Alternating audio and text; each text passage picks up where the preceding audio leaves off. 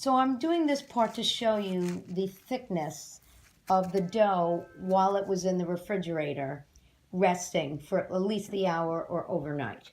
And I just wrapped it in the plastic wrap. And then I got my cookies all ready and my flour for dipping when I want to, cut them out. And I'll show you how I do it.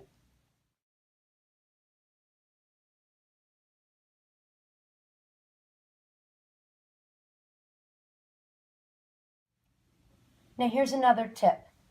You only want to have one type of shape per tray. Reason being, if I put one, let's say that was this shape, and then I put another one, let's say it's this shape, then obviously they're different sizes, and that means they'd have different cooking times. So just keep it on one tray, the same type, and it'll make your life a lot easier. So I'm doing this one in regular time as opposed to sped up, because of the intricacies of this cutter. And like I mentioned in the email, it's very handy to have some kind of a paintbrush. And I use this end of it, and you'll see what I mean. That's my mom manning the camera, by the way. Okay, so I like to just try to find a place to put the dough.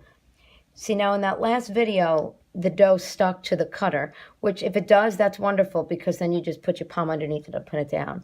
But if this, let's say this one actually didn't stick, but let's say it did, what you want to do is, and here I'll bring the camera so she sees it up top. Let's say the horn or one of the legs got stuck. You use this little tip right there to just gently touch whatever part was sticking, and then it won't break the cookie. But like if right there, I like if there are mistakes, because I could show you what you do if there's a mistake like that. You make sure you get your spatula, and then, you get it underneath gently.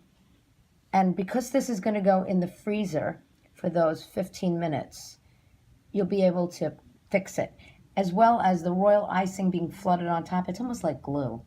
But then you just put it gently on the tray. And if you need to like that, that's fine. And nobody is the wiser. Yeah, so I'll show you.